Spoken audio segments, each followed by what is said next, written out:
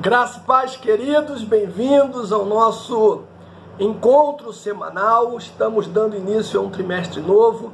Nós vamos falar sobre o Decálogo, a ética no Sinai. E o título da lição de hoje, a primeira lição, é a ética dos 10 mandamentos. O texto bíblico está em Êxodo 20, do 1 ao 4, do 7 ao 10 e do 12 ao 17, diz assim: Então falou Deus todas estas palavras: Eu sou o Senhor teu Deus, que te tirei da terra do Egito, da casa da servidão. Não terás outros deuses diante de mim. Não farás para ti imagem de escultura, nem semelhança alguma do que há em cima nos céus, nem embaixo na terra, nem nas águas debaixo da terra. Versículo 7. Não tomarás o nome do Senhor teu Deus em vão, porque o Senhor não terá por inocente o que tomar o seu nome em vão. Lembra-te do dia do sábado para o santificar.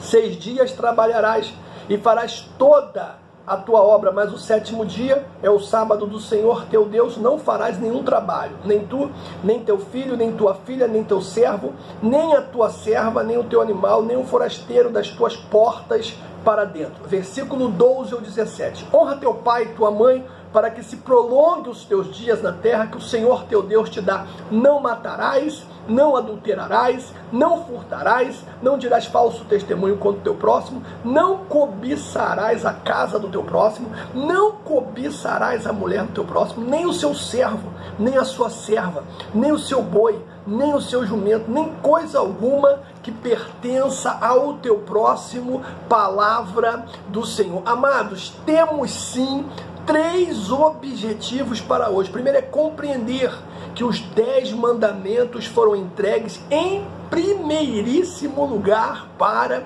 Israel. Segundo objetivo é entender que os 10 mandamentos são uma referência para dar ciência ao homem do que é pecado.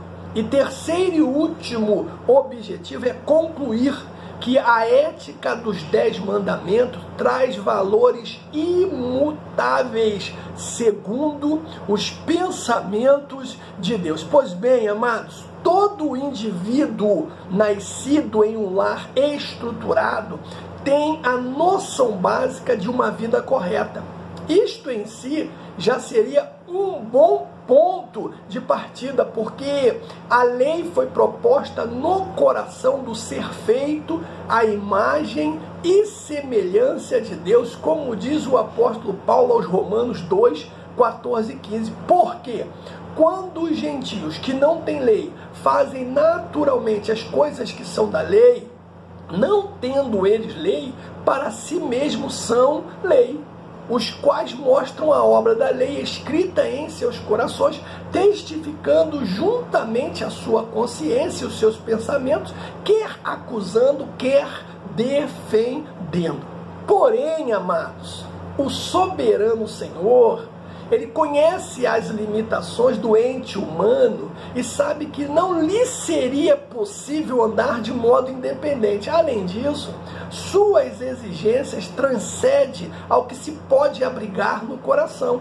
Era previsto, portanto, que o homem um dia criaria para si novos valores éticos. E é justamente isso que o apóstolo Paulo fala a Timóteo na sua 2ª carta, no capítulo 4, versículo 3 e 4. Porque virá tempo em que não suportarão a sã doutrina, mas tendo comichões nos ouvidos, amontoarão para si doutores, conforme as suas próprias concupiscências, e desviarão os ouvidos da verdade, voltando às fábulas. O primeiro tópico da nossa lição fala das leis de Deus. Amados, todo grupo social, do macro ao microcosmo, da nação ao lar, precisa de normas para que se estabeleçam o equilíbrio e os limites nas relações. Na caminhada do Egito para Canaã, os hebreus foram formados por Deus como nação e por essa razão precisariam de uma constituição que os norteasse.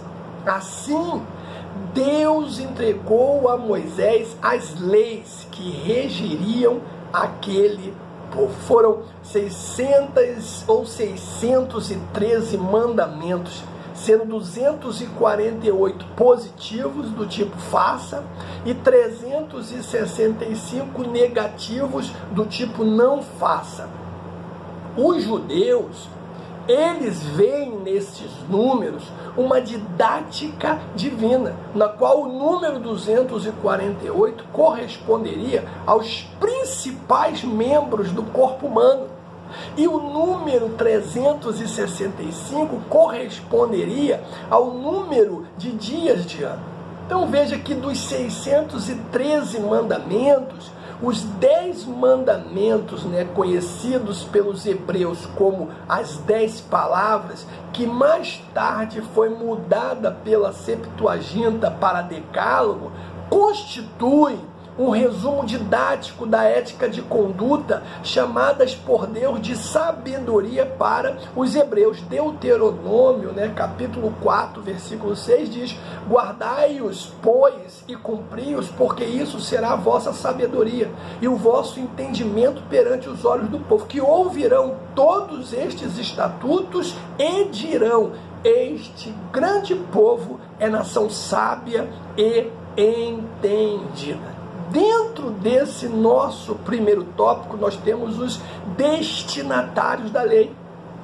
As histórias do Antigo Testamento é baseada nas leis mosaicas, ou seja, o pano de fundo veterotestamentário é a nação israelita sendo regida, guiada e instruída pela lei. Os profetas, por exemplo, reivindicavam obediência às leis e proclamavam juízo contra a nação toda vez que ela transgredia os mandamentos da lei divina. Você vai ver isso em Oséias 4:6, Oséias 11:7 e Miqueias capítulo 6. Não se pode enxergar o Antigo Testamento, amados, senão sob a ótica da lei, ainda que ela esteja aquém e além dela. Deus destinou as leis ao povo da antiga aliança, os hebreus. Aquele povo vivia um intenso pluralismo religioso em meio a diferentes crenças na terra do Egito. Faltava-lhes orientação quanto ao Deus dos seus pais, enquanto viam e ouviam o discurso dos egípcios na propagação e culto aos seus deuses. Depois de haverem recebido as leis de Deus pelas mãos de Moisés, o povo tinha que se comprometer com elas, aprendendo-as e praticando-as. O capítulo 6, amados, de Deuteronômio, ilustra muito bem esse fato. Se você der uma paradinha aí no vídeo, ler o capítulo 6 de Deuteronômio, do versículo 1 ao versículo 9, você vai assim ficar impressionado. Então veja que do Antigo Testamento extraímos grandes lições do poder de Deus na vida dos patriarcas e dos profetas. Extraímos também palavras de consolo no livro de Salmos. Além disso, buscamos revelações chamadas de sombras nas tipologias do sacrifício e do culto, que saltam aos olhos do Novo Testamento. Aí nós temos o outro ponto dentro desse primeiro tópico, E é uma pergunta: para os hebreus ou para a igreja a lei? Como justificamos, amados, a inspiração literal das Escrituras se colocamos 2 pesos e 2 medidas para cada uma das partes que a compõem? Paulo disse que tudo quanto dantes foi escrito para o nosso ensino foi escrito. Romanos 15:4. A primeira aliança, ela tem como base a história de Israel desde a sua formação, que se inicia no capítulo 12 de Gênesis com a chamada de Abraão. A nova aliança foca em Jesus, o Verbo encarnado, bem como o nascimento e o desenvolvimento da igreja, João 1,14. Contudo, é preciso compreender que o Antigo e o Novo Testamento se completam, sendo Cristo o centro de toda a Escritura e o ápice da revelação de Deus aos homens. É o que diz Hebreus capítulo 1, do 1 ao 3, diz assim: havendo Deus antigamente falado muitas vezes e de muitas maneiras aos pais pelos profetas, a nós falou nesses últimos dias pelo Filho, a quem constituiu herdeiro de tudo, por quem fez também o mundo, o qual, sendo o esplendor da sua glória e a expressa imagem da sua pessoa, e sustentando todas as coisas pela palavra do seu poder, havendo feito por si mesmo a purificação dos nossos pecados, assentou-se à destra da majestade nas alturas. Aí nós temos um outro ponto que fala o ambiente criado por Deus para entrega da lei. Cara, esse Êxodo 19, ele é bombástico, cara, ele é sobrenatural, ele é maravilhoso. Os hebreus já tinham havido experimentado, ou seja, os hebreus já haviam, experimentado sinais extraordinários. Muito poder de Deus.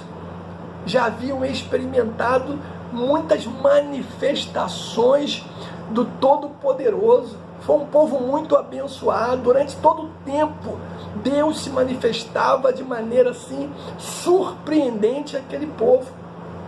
Era algo assim sensacional. Porém, logo no início da viagem, o Senhor expressou a Moisés o desejo de se revelar de modo peculiar ao seu povo. Então o que Deus faz? Ele marca um encontro com os hebreus. Cara, que coisa sensacional. Um encontro de frente ao Monte Sinai. O ritual do concerto, e da promulgação da lei no pé do Monte Sinai de Israel, lá no Egito, foi algo assim extraordinário. Irmãos, Êxodo 19, 1 ao 3, no terceiro mês da saída dos filhos de Israel da terra do Egito, no primeiro dia desse mês, vieram ao deserto do Sinai. Tendo partido de Refidim, vieram ao deserto do Sinai, no qual se acamparam. Ali, pois, se acampou Israel em frente ao monte. Subiu Moisés a Deus, e do monte o Senhor o chamou e disse: assim falarás à casa de Jacó e anunciarás aos filhos de Israel. Os israelitas permaneceram ali durante um ano, irmãos, um ano. Levítico 27, 34 fala sobre isso. Para esse encontro, que ocorreria 3 dias depois do anúncio, os hebreus deveriam estar devidamente preparados. Não era para ser de qualquer maneira. Como hoje, que ficamos esperando o dia da reunião no templo para pegar a nossa Bíblia, colocar debaixo de braço ou colocar no bolso se for o celular e ir apenas ir. Não, eles tinham que se preparar, eles tinham que seguir as normas de segurança. Irmãos, isso é uma mensagem para mim e para você. Nós precisamos nos preparar durante todo o dia para o momento do encontro no santuário. Todos eles, os hebreus, deveriam banhar-se. Todos eles deveriam usar roupas limpas, manter a abstinência sexual e guardar distância do monte. É o que diz 19 de Êxodo 10 ao 12. Disse também o Senhor: vai ao povo e purifica-o hoje e amanhã. Lavem ele as suas vestes e estejam prontos para o terceiro dia, porque no terceiro dia o Senhor, à vista de todo o povo, descerá sobre o monte. Versículo 15. E disse o povo: estáis prontos ao terceiro dia, e não vos chegue a mulher. Então veja que havia suas exigências, Então, no instante em que a glória de Deus manifestou-se, diz a palavra, irmãos, que o monte tremeu, eclodiram relâmpagos e trovões. O barulho era ensurdecedor, fazendo assustar o povo, a ponto de muitos pedirem a Moisés que falasse com eles e não com o Senhor. É o que diz o Êxodo 19, do 16 ao 20, ao amanhecer do terceiro dia, houve trovões, relâmpagos e uma espessa nuvem sobre o monte, muito forte clangor de trombeta, de maneira que todo o povo que estava no arraial se estremeceu. E Moisés levou o povo fora do arraial ao encontro de Deus e puseram-se ao pé do monte. Todo o monte Sinai fumegava, porque o Senhor descera sobre ele em fogo. A sua fumaça subiu como fumaça de uma fornalha, e todo o monte tremia grandemente. E o clangor da trombeta ia aumentando cada vez mais. Moisés falava e Deus lhe respondia no trovão. Descendo o Senhor para o cimo do monte Sinai, chamou o Senhor a Moisés para o cimo do monte. Moisés subiu. Oh, meu irmão, foi em um ambiente como esse, em que homens e mulheres presenciaram uma pequena faísca da glória divina ao ponto de ficarem aterrorizados. E foi ali, em meio a esse mover de Deus maravilhoso, que Moisés recebeu as tábuas da lei, contendo os 10 mandamentos. Ainda dentro do primeiro tópico da nossa lição, nós temos a implantação da lei. Os 10 mandamentos são um resumo da aliança estabelecida entre Deus e o seu povo. O decálogo expressa princípios óbvios para a consciência humana, principalmente no que tange as normas para um convívio social. Não matarás, não furtar, não cobiçar, não cobiçar a mulher do próximo, não dar falso testemunho, não cobiçar propriedade alheia. Então veja que são atitudes de importância incontestável. Mas a pergunta é, por que razão o Senhor as valorizou tanto e as escreveu em tábuas de pedra com o seu próprio dedo, quando, segundo o apóstolo Paulo, já estavam escritas nos corações dos homens, como diz aos Romanos 2, 14 e 15. De que adianta os homens terem a lei na consciência e transgredi-la constantemente? Ao menos, amados, estando escritas, elas fazem parte de um conjunto de princípios inalteráveis que ao seu próprio tempo servirão de acusação dos pecados praticados perante o Senhor. Responsável último, diga-se por sinal, por julgar o transgressor. O papel da lei é servir de aferidor. A lei serve para dizer o que não se deve e o que se deve fazer. Ela expressa, em resumo, a vontade divina. Ainda dentro do primeiro tópico da nossa lição, nós temos a divisão da lei. A lei mosaica, amados, divide-se em 3 categorias: as morais, civis e cerimoniais. Nas leis cerimoniais estão estabelecidas as exigências para o culto realizado no tabernáculo e posteriormente no templo. É Êxodo 25, 28 e 35. Vale ressaltar, no entanto, que desde que Jesus veio à terra e derramou o seu sangue na cruz, o véu do templo se rasgou do alto a baixo e os sacrifícios de animais foram interrompidos, ou seja, todos esses símbolos eram sombras de uma revelação muito superior, Cristo. Hebreus capítulo 9 fala sobre isso. Nessa mesma categoria está incluída a guarda do sábado. Aí nós temos as leis civis, que falam da relação do indivíduo com a nação. E nós temos as leis morais, que falam da relação do indivíduo com Deus, no que diz respeito a adorar, ou seja, adorar somente a Deus, e também diz respeito à convivência com o próximo. Não matar, não furtar, não adulterar e por aí vai. Aí nós temos o segundo tópico da nossa lição que fala a importância da lei. Bom, se a lei foi dada por Deus, por intermédio de Moisés ao povo hebreu, se estamos na era da graça, qual a importância da lei para nós hoje? Essa é a pergunta que mais se faz por aí, né? Devemos observá-la e aplicá-la do mesmo modo que o povo da antiga aliança? Escute uma coisa, meu irmão.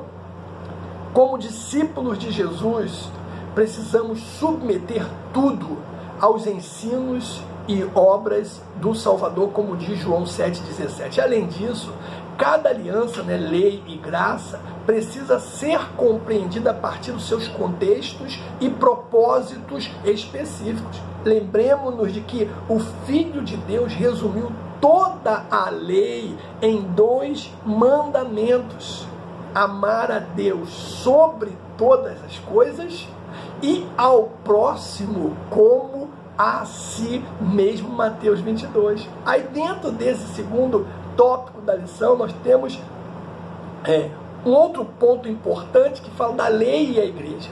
Uma vez que Jesus cumpriu integralmente a lei, principalmente a do sacrifício que ele fez por nós, isentando-nos de praticá-lo, esta foi aliviada. Porém, não perdeu sua função.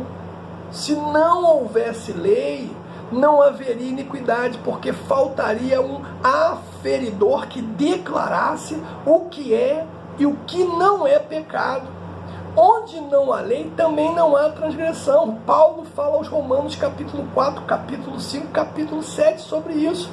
Todavia, há uma lei e Paulo afirma que ela é santa. E o mandamento é santo, justo e bom. Romanos 7. A lei, amados, insiste na primeira declaração de Deus sobre a relação entre o pecado e a morte. O que diz Gênesis 2,17? Certamente morrerás. A transgressão, né, ou a quebra da lei, resulta em morte. A lei, portanto, serve não apenas para anunciar que determinado pecado foi cometido, mas também para adjetivá-lo, que diz Paulo. Logo, tomou-se-me o bom em morte? De modo nenhum, mas o pecado, para que se mostrasse pecado, operou em mim a morte pelo bem, a fim de que pelo mandamento o pecado se fizesse excessivamente maligno. Paulo fala aos Romanos 7,13, irmãos, nós ao olharmos para o pecado, nós precisamos vê-lo assim, maligno, porque é isso que ele é, maligno. E tem 3 provas do quanto ele é maligno. Primeiro, porque ele derrubou um anjo no céu. Segundo, porque ele derrubou Adão no paraíso. E terceiro, porque foi necessário que Jesus enviasse o seu Filho para morrer na cruz, para perdão dos nossos pecados. Ei, o pecado é maligno. Aí nós temos o terceiro ponto que fala dos 10 mandamentos. Há algumas perguntas cabíveis, né, sobre a validade do decálogo divino. Os 10 mandamentos são válidos para a igreja ou foram destinados apenas ou somente à nação de Israel, para a qual o Senhor também entregou as leis mosaicas? Há alguma relevância em memorizarmos os 10 mandamentos, sem, no entanto, cairmos em uma prática judaica que nos obrigaria a guardar também o sábado? A resposta, cara, pode ser simples e objetiva. Se compreendermos que os mandamentos são de maior proveito e têm melhor significado prático quando da manutenção da vida e da preservação da existência, cara, ô meu irmão, aí fica fácil. Contudo, toda cautela será necessária se a religiosidade e os legalismos infrutíferos tiverem primazia, meu irmão. É o que Tiago fala no capítulo 1, 26 e 27. Se alguém dentre vós cuida ser religioso e não refreia a sua língua, antes engana o seu coração. E essa religião, ela é vã. A religião pura, diz Tiago, e imaculada para com Deus e Pai é esta: visitar os órfãos e as viúvas nas suas tribulações, guardar-se da corrupção do mundo. Essa é a verdadeira religião. Aí nós temos um outro ponto, né, que fala da ética da lei. Com igreja, né, que somos, devemos ter absoluta clareza em relação aos benefícios e, ao mesmo tempo, as restrições impostas pela lei. A lei não salva ninguém. E é evidente que, pela lei, ninguém será justificado diante de Deus. Porque o justo vive pela fé. A mais clara distinção entre Israel e a igreja está no modo como cada um se apresenta diante do Altíssimo. Existem aqueles que se apresentam pelas obras da lei, e existe a igreja que se apresenta pela fé, confiando nos benefícios da graça. Contudo, queridos, pelos motivos já expostos, devemos dar à lei a devida importância no que concerne à vontade de Deus nas nossas atitudes em relação a Ele mesmo e ao próximo, de acordo, é claro, com o decálogo divino. O decálogo tem uma função ética, conforme nós vamos ver daqui para diante. Aí nós temos um outro ponto dentro do terceiro tópico, que é o papel da ética. Ética, no grego, é ethos, costumes, disposição, hábito. E no latim, mores, vontade, costumes, uso, regra. Tem como finalidade a ética levar o homem a buscar a prática correta do bem e se afastar do que é mal para a vida e para a sobrevivência. 1 de Pedro, capítulo 3, versículo 11, fala isso. Então, ligada diretamente à ética está a deontologia, obrigação, dever. A ética deontológica mostra o homem o que ele deve cumprir. Aí nós temos um outro ponto que fala da ética objetiva e a subjetiva. Cara, a diferença entre ética objetiva e ética subjetiva está no seguinte fato: a ética objetiva é uma norma apresentada por um ente superior, a qual deve ser seguida por todos para que se alcance um bem comum. Já a ética subjetiva é uma norma criada pelo indivíduo, segundo seus próprios critérios de valor. Na prática, a ética objetiva submete-se ao que Deus diz, enquanto que a ética subjetiva parte do que eu acho. Deus não poderia deixar por conta dos homens esse poder de escolha, uma vez que o homem está morto em seus delitos e pecados e é guiado pelo Espírito que opera nos filhos da desobediência, como diz Efésios, né? Paulo aos Efésios, capítulo 2. Diz o profeta Jeremias o que? O enganoso é o coração do homem mais que todas as coisas, e perverso, quem o conhecerá? Aí nós temos o outro ponto que fala da validade eterna dos princípios legais. Cara, os 10 mandamentos condensam as principais exigências do Senhor para os homens. Este resumo geral das leis divinas pretende fazer com que o ser humano não escolha fazer apenas a sua vontade, desconsiderando o que pode ou não agradar aquele que o criou. No mundo atual, a ética tem sido relativada. A sociedade pós-moderna tem evocado para si direitos e liberdades que não correspondem à vontade revelada por Deus. Foi por essa razão que o Senhor nos deixou um referencial absoluto, escrito em tábuas de pedra. Ao olharmos para essas tábuas, sempre seremos confrontados por elas, pois essas leis são perenes. Mateus 5 diz: Porque em verdade vos digo que até que o céu e a terra passem, nem um jota, nem um tio, jamais passará da lei sem que tudo se cumpra. Qualquer, pois, que violar um destes mandamentos, por menor que seja, e assim ensinar aos homens, será chamado o menor no reino dos céus. Aquele, porém, que os cumprir e ensinar, será chamado grande no reino de Deus. A era da graça não é um tempo sem lei. Muito pelo contrário, o Sermão da Montanha está aí para afirmar isso. Por exemplo, contém no Sermão da Montanha princípios divinos norteadores para seguidores de Jesus, para todo aquele que deseja se reconciliar com o Criador. Eu quero concluir dizendo o seguinte, irmãos: é fundamental, ou é de fundamental importância entender que para o Antigo Testamento toda a conduta era controlada pela letra da lei e não pela consciência. E o homem estava mais preocupado com as suas atitudes perante o Senhor do que perante aos homens. No Novo Testamento, no entanto, o apóstolo Paulo afirma que o fim do mandamento é a caridade de um coração puro, de uma boa consciência e de uma fé não fingida. 1 Timóteo 1, versículo 5. Que Deus nos abençoe, irmãos, no nome de Jesus.